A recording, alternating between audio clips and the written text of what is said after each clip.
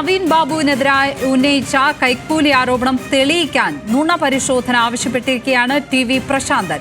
DGPക്ക് അപേക്ഷ നൽകി. പരിശോധനയിൽ താൻ പറയുന്നത് സത്യമാണോ കളവാണോ എന്ന് തിരിച്ചറിയാമെന്നും പ്രശാന്തൻ. വിവരങ്ങളുമായി നിഖിൽ അളവൂർ ചേരുന്നു. നിഖിൽ, പ്രശാന്തൻ ഏതായാലും ഇങ്ങനെ ഒരു ആവശ്യം ഉയർത്തിയിരിക്കുന്നു. ഇതിൽ ആരാണ് ഇനി ഒരു തീരുമാനത്തിൽ എത്തേണ്ടത്? എന്താണ് ഈ ഇദ്ദേഹം നൽകിയിരിക്കുന്ന പരാതിയിൽ പറയുന്ന കാര്യങ്ങൾ? ADMന്റെ മരണവുമായി ബന്ധപ്പെട്ട വിവാദങ്ങളുടെ തുടക്കം തന്നെ ടി.വി. പ്രശാന്തൻ പെട്രോൾ പമ്പിന് അപേക്ഷ നൽകുന്നു. അതിന്റെ NOC ലഭിക്കുന്നതിനായി കണ്ണൂർ ADM ആയിരുന്ന നവീൻ ബാബുവിന് കൈക്കൂലി നൽകിയെന്ന ആരോപണം ഉന്നയിക്കുന്നു. ആ ആരോപണം ആവർത്തിച്ചാണ് ഈ യാത്രയപ്പ് സമ്മേളനത്തിൽ PP ദിവ്യ പ്രസംഗിക്കുന്നത്. അത് മുതലാണ് ഈ വലിയ വിവാദങ്ങളിലേക്ക് കാര്യങ്ങൾ പോകുന്ന ഒരു സാഹചര്യം ഉണ്ടായത്.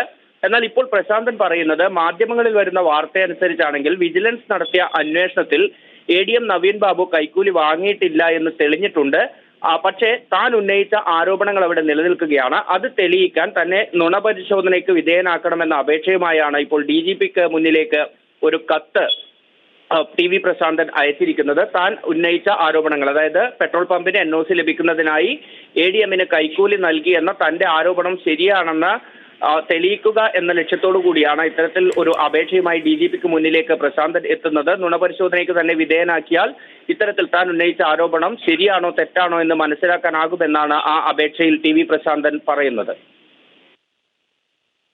നിഖിൽ അളവൂറാണ് വിശദാംശങ്ങൾ നൽകിയത്. നുണ പരിശോധന ആവശ്യപ്പെട്ടിരിക്കുകയാണ് നവീൻ ബാബുവിനെതിരെ പരാതി നൽകിയ പ്രശാന്തൻ.